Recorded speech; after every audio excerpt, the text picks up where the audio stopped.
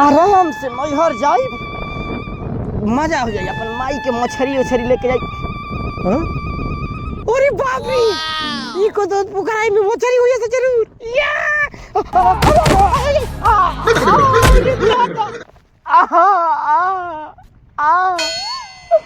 डरा टूटल दादा। बाकी तो वो मानम ना, मछरी तो मारबे करब। मछरावा नहीं खेनू ना, आराम से मरा जाई। अरे मारे लागल बा खावी दादा। अरे बाप रे बाप, ई साला भूत उत्ता ना हो सन रे दादा, नहीं तो हमारी तो जवानी लूट दिया सले ई में।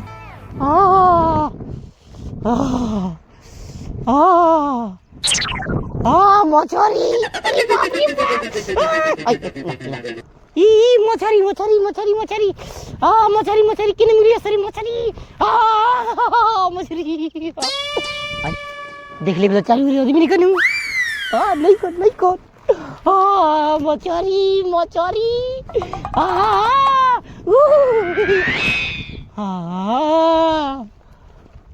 गोरैया नहीं की सका रे, हमर गोरई खाए के आदत हो। अरे बाप रे,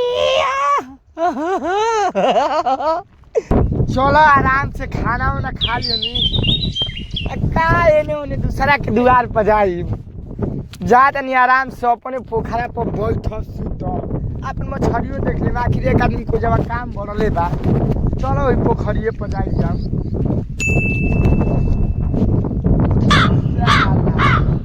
लो ई की हमरा पोखरिया में का करत, कोनो के बुलैली उलैली नहीं खेनू ना ना, लागत है कि गाना धोतिया निकल दिया। आखिर हमारे पोखरी में के काले पूछ के आइल है, अभी एकरा हम सबक सिखावा तनी। का सबक सिखाई, माल तो मस्त दिया। देखो तनी ट्राई मारत तनी, का काम बन जाओ तो मछली देख के अपन काम बना ली। अरे रे रे कवन है रे हमारे पोखरिया में, आय कवन है रे हमारे पोखरिया में, का करत बे? हे हमारे पोखरिया में का कर रहो? मछरी नु मारत नहीं भैया, तने अपने काम वाले के नहीं हो। अरे बाप रे बाप, का हो गई? कुछ ना होता था, मुंह दर्द करे लगा।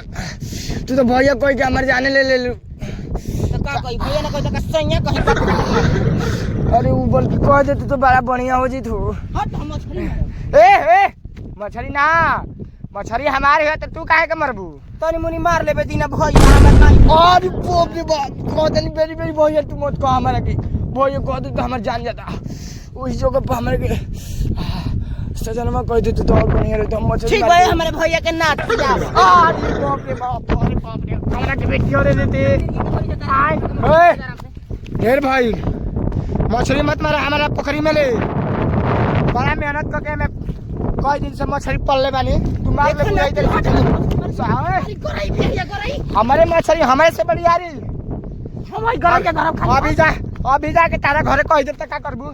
घरे कैसे कहि दे जाई त तुम नु मछली ताली खाली मछलिए धलियो। एगो हमार बात सुन ना, एक सीमा दे दो।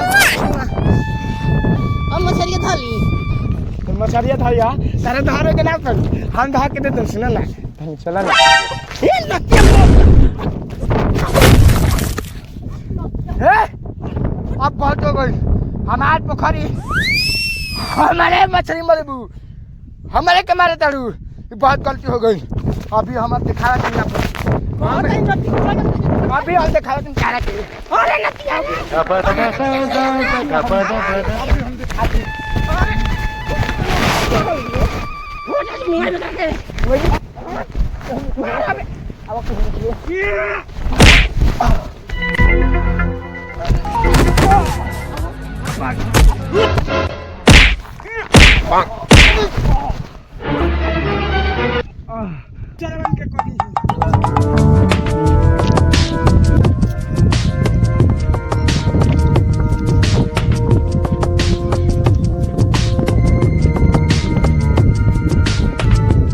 धलेनी मछरी नाती मार के बेहोश हो गइल बा।